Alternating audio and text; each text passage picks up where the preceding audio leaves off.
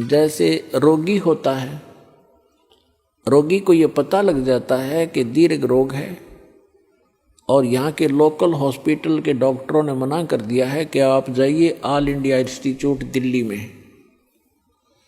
तो वहाँ जब ये डायरेक्शन मिलकर इंसान जाता है तो वहाँ चाहे प्रधानमंत्री हो और चाहे कोई फैक्ट्री मालिक हो, कितना उच्च पोस्ट प्राप्त व्यक्ति हो, उस समय उसको अपनी जान दिखाई देती है, अपनी पोस्ट पद दिखाई नहीं देता।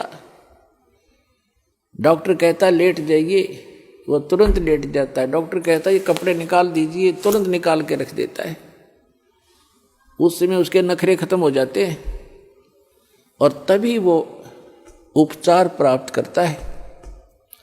जब तक डॉक्टर के आज्ञा का पालन करता रहे, चाहे कुछ भी कहे वैसे ही, जहाँ लेटने को कहे वहीं लेटना पड़ेगा, जहाँ बैठने को कहेगा वह बैठना पड़ेगा, और कहेगा मुंह खोल सांस तेज ले, वो सारा कुछ करना पड़ेगा।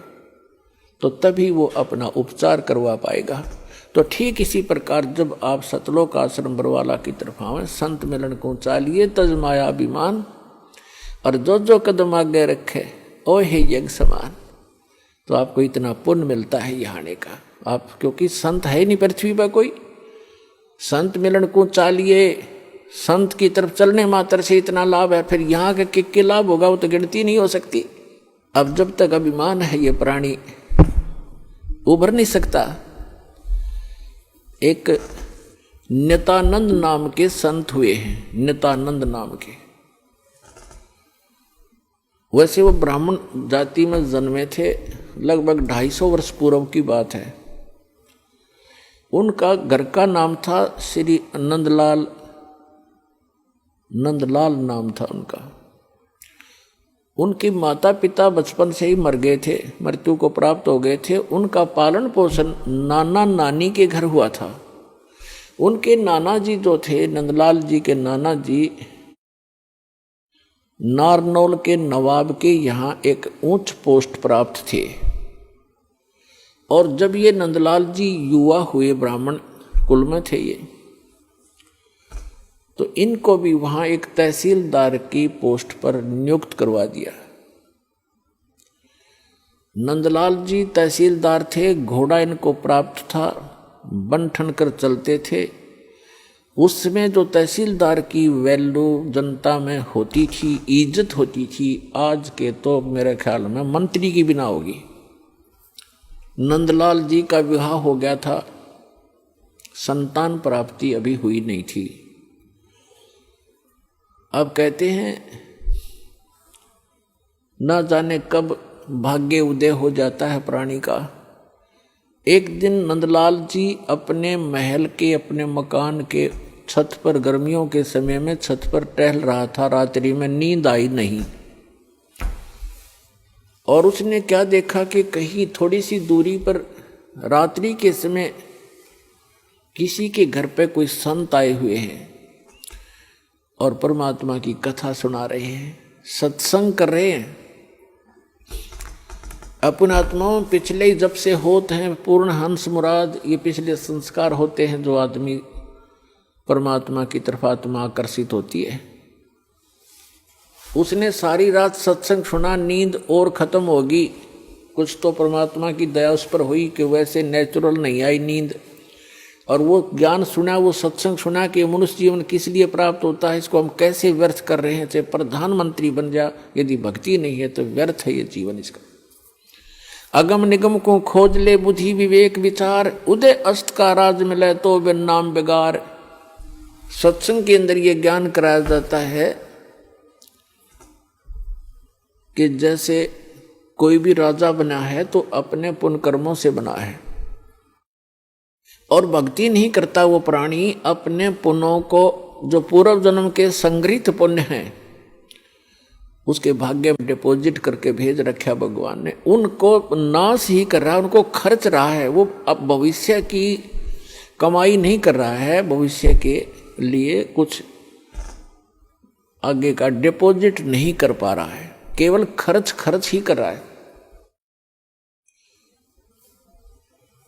परमात्मा क्या बताते हैं, अगम निगम को खोज ले बुद्धि विवेक विचार, उदय अस्त का राज मिले तो बिन नाम बेगार। पुराने समय की बात है, अब बातें याद आती हो, पिछली कथाएं। एक 3 व्हीलर वाला था, बड़ा 3 व्हीलर जो पहले पेट्रोल के चले थे, हमारे गांव से और लाखन माजरा एक गांव है, वहां तक 3 व्हीलर चला करते थे 2। उनमें से एक नहीं आया। एक दिन दूसरे ने पूछा कि कल क्या कारण हुआ, पहुंचे नहीं। तो उस 3 व्हीलर वाले ने बताया कि कल मैं बेगार में फंस गया था। बेगार क्या होती थी कि पहले पुलिस वालों के पास ये मोटर गाड़ियां नहीं होती थी। वो किसी भी जीप वाले को या किसी टेम्पू वाले को, उस 3 व्हीलर वाले को या 4 व्हीलर वाले को सामने खड़ा कर लेते थे थाने के आगे। कहीं रेड मारनी हो, किसी प्रकार की कोई भी उन्होंने कहीं जाना होता था अक्षेत्र में, तो उन्होंने पकड़ लिया पुलिस वालों ने, और सारा दिन उसको टिकने नहीं दिया। को 20 गांवों के अंदर पहुंचे, इधर उधर गए, और तेल भी उस 3 व्हीलर वाले ने अपने पल्ले से डलवाया, अपनी जेब से। तेल भी उसने अपनी जेब से डलवाया, और सारा दिन मनमाने 200 से 300 किलोमीटर का क्षेत्र तय कर दिया। आम आदमी तेनों दिखा दानो बड़ा स्पीड से चल रहा, बड़ी कमाई कर रहा होगा, कर रहा था अपने ही पल्ले से खर्च कर रहा था। तेल का भी कमाई तो थी नहीं उस दिन। तो उसको बिगाड़ बताते हैं। तो 3 व्हीलर वाले ने बताया कि मैं ऐसे ऐसे कल पुलिस का फंस गया था बिगाड़ में, और 200 रुपये का पेट्रोल अपनी जेब तक फूक का आया, कल कुछ चवन्नी मिली नहीं। उस समय के 200 रुपये आज के 20,000 रुपये, इतना वो खर्च हुआ उसका। तो पुण्यात्माओं, जो आज कोई भी उच्च पोस्ट प्राप्त है, कोई डॉक्टर है, इंजीनियर है, चीफ इंजीनियर है, IPS है, IAS है, जज लगे हैं, मंत्री हैं, मुख्यमंत्री हैं, प्रधानमंत्री हैं, या MLA MP बने हैं, या अन्य कोई अच्छे व्यावसायिक व्यक्ति हैं, धनी हैं, तो वो क्या करते हैं, जैसे परमात्मा उनके लिए बताता है कि अगम निगम को खोज ले, भविष्य के बारे में कुछ सोच, और बुद्धि विवेक विचार, उदय अस्त का राज मिले तो बिन नाम बेगारे। पूरी पृथ्वी का यदि राजा हो, और तो छोड़ो सारे छोटे मोटे शासकों को, कहते हैं पूरी पृथ्वी का राजा हो और उसके पास ये सत्य भक्ति ना हो, अब उसकी चहल पहल न देखे, तो आदमी ने सोचा इस जैसा सुखी नहीं रही तो बड़ा ठाठ कर रहा है, और ठाठ तो कर रहा है लेकिन अपने जीवन को 12 बाट कर रहा है। पिछले जन्म के पुण्यों को अपने ही पल्ले से खर्च कर रहा हो चक्रवर्ती राजा बनकर, और भविष्य की कमाई उसकी बन नहीं रही, क्योंकि वो बेगार कर रहा है। बेगार तो बेगार वाले की इनकम नहीं होती, पर स्पीड पूरी होती है। राजा का पूछकर एक छोटी सी स्टेट के चीफ मिनिस्टर का शेड्यूल पूछ लो, दिन का कितना का होता है। 6 तो मीटिंग अटेंड करेगा, फिर कोई MLA भागने को हो रहा है, उसकी चिंता में, टेंशन में फोन पर फोन करेगा, और फिर इसी व्यवस्था में पूर्व जन्म के पुण्यों को नाश करके और हाथ झाड़ के चला जाता है। परमात्मा बताते हैं कि क्या मांगू कुछ थिर ना रहाई, और देखत नैन चला जग जाई, 1 लख पूत 1.25 लाख नाती, उस रावण के दीवान बाती। और कहते हैं कहे कबीर अंत की बारी, जैसे हाथ झाड़ कर चला जुआरी। ये प्राणी ऐसे जाता है जो सतभक्ति नहीं करता, केवल इस राजपाट या इस संसार के झूठे ठाठ को ही संग्रहित करने में लगा रहता है। जैसे जुए में हारा हुआ जुआरी हाथ मसलता जाता है, खाली हाथ जाता है, रोता पीटता जाता है। तो परमात्मा कहते हैं कहे कबीर अंत की बारी, जैसे हाथ झाड़ के चला जुआरी। ऐसे जाओगे सतभक्ति नहीं करते तो। अब नित्यानंद जी अपने मकान की छत के ऊपर ये सब ज्ञान सुनकर विचलित हो गया, इतना प्रभावित हो गया, तड़फ उठी आत्मा कि क्या कर रहा हूं मैं, और करना क्या चाहिए था। कुछ ब्राह्मण घर में जन्म, ब्राह्मण लोग परमात्मा को अवश्य याद करते थे, चाहे गीता के माध्यम से, चाहे श्री कृष्ण जी के रूप में, लेकिन पोस्ट प्राप्त होने के बाद इस जीव में अभिमान हो जाता है। आज से लगभग 250 वर्ष पहले ब्राह्मणों की एक बहुत विशेष रेस्पेक्ट होती थी समाज के अंदर, और ये सर्वोच्च कास्ट मानी जाती थी। इस कारण से भी अभिमान एक ब्राह्मण के घर जन्मे व्यक्ति में स्वाभाविक हो जाता था कि मैं ब्राह्मण घर में जन्मा हूँ, ब्राह्मण कुल में जन्म है। दूसरे फिर वो तहसीलदार की पोस्ट, अब ये दो जबरदस्त बाधा उसके साथ अड़गी। एक तो ये कि हम तो जगत के गुरु ब्राह्मण, और एक सिंपल संत कहीं बैठकर कोई ज्ञान सुना रहा है और बता रहा है कि गुरु बिन माला फेरते, गुरु बिन देते दान, गुरु बिन दोनों निष्फल हैं, चाहे पूछो वेद पुराण। रामकृष्ण से कौन बड़ो उन्हों भी गुरु कीन, 3 लोक के वे धनी गुरु आज्ञा थी। उधर से ये बातें कचोट रही उसको कि गुरु के बिना बात नहीं बने, और उधर से वो कह रहा कि मैं तहसीलदार और ब्राह्मण, और कैसे जाके एक संत के सामने, सिंपल मैन के सामने अपना शीश नवाऊं, जाके कैसे नतमस्तक होऊंगा, नहीं जाऊंगा। फिर वो बातें याद आती है कि कबीर हरि के नाम बिना ये राजा रसब हो, माटी लदे कुमार के, और घास ना नीरे कोई। परमात्मा की वो बातें याद आती, सत्संग के वचन कि भक्ति नहीं करी तो जीवन नाश हो गया।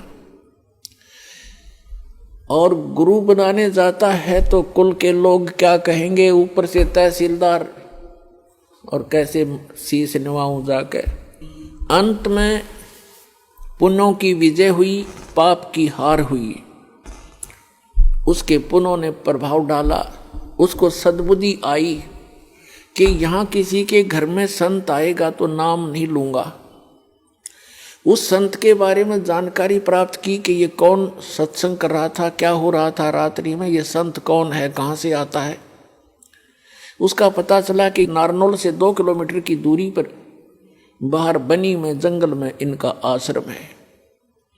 तो नित्यानंद जी ने सोचा कि सुबह सुबह चला जाऊंगा वक्त से, उस समय तक गांव के नगर के लोग कोई नहीं पहुंचे होंगे और किसी को पता नहीं लगेगा कि तहसीलदार और ब्राह्मण किसी का चेला बन गया, और वक्त से जाके नाम ले आऊंगा, फिर अपना वचन कर लिया करूंगा। तो इस उद्देश्य से वो वक्त से उठा अगले दिन, नेक्स्ट डे, और घोड़े पर सवार हुआ, मुंह अंधेरे वक्त से पहुंच गया, जा रहा था आश्रम की ओर तरफ। उधर से वही संत, क्योंकि रात्रि के समय तो वो अपना सज धज कर जैसे भी कपड़ा उपड़ा लाल पीड़ा बांध के और गया था। उस समय वो सिंपल एक सफेद धोती लपेट के और सिर के बाल मुंडवा रखे थे, उसने उस तरह फिरवा रखा था संत जी ने। गुमानी दास नाम था, वो विष्णु उपासक वैष्णु पंथ के संत थे। और उस समय ये सोन को सोन गणे मान्या करते ब्राह्मण लोग खास कर। अब वो ये सोचकर चला था कि आज मैं मेरा जीवन सफल करने जा रहा हूं, जैसा कि उसने सत्संग में सारे पहलुओं पर ज्ञान सुना था। आज मैं एक अनमोल काम करने जा रहा हूं अपने जीवन का। और सामने से क्या देखा कि एक कचकोला कति कोरा उस तरह फिरवाया आदमी आवे। तो उसने अपने मन में जोड़ जुगाड़ किया कि देख ये कैसा मनुष्य व्यक्ति सुबह सुबह टकराया, मुझे मूंड मंडवा रखा इसका। क्योंकि मूंड तकरीबन ऐसे मंडवाते थे जिसका कोई मृत्यु हो जाती, उसको अपशकुन मान्या करते।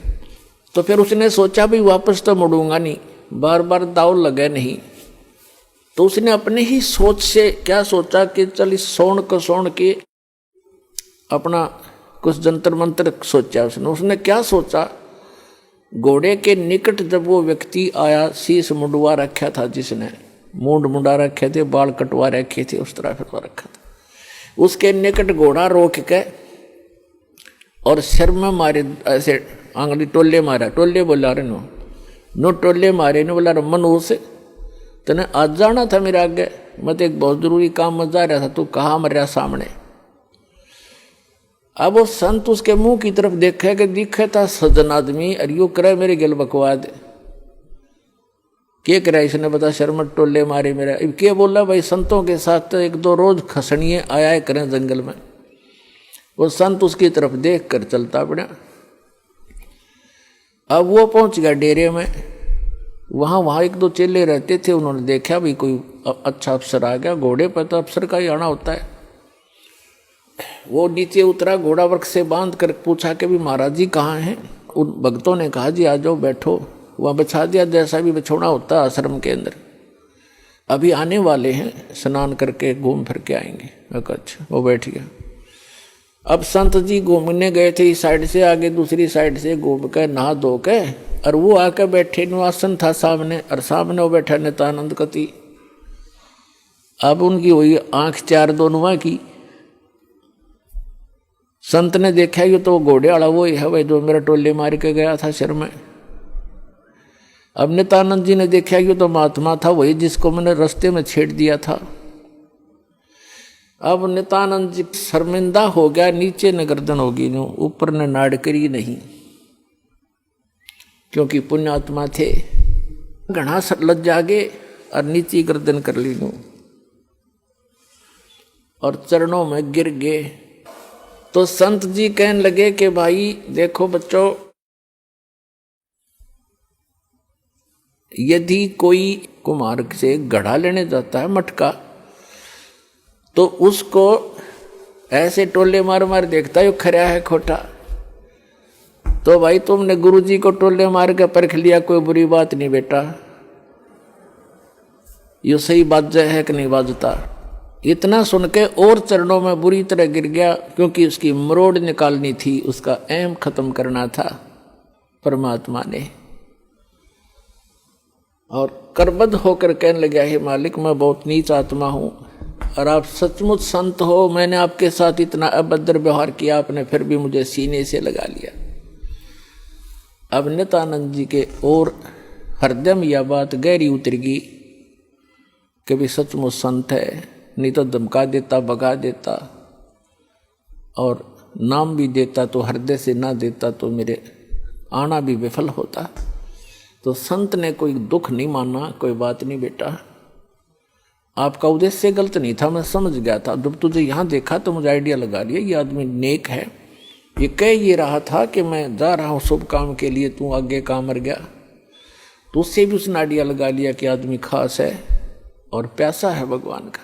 तो नित्यानंद जी ने दीक्षा ले ली, और दीक्षा लेकर के फिर उसकी पत्नी ने विरोध शुरू कर दिया। इतना विरोध कर दिया कि उसको ये डर हो जाता है इन बहनों को अज्ञान के कारण कि कहीं ये घर ना छोड़ दे।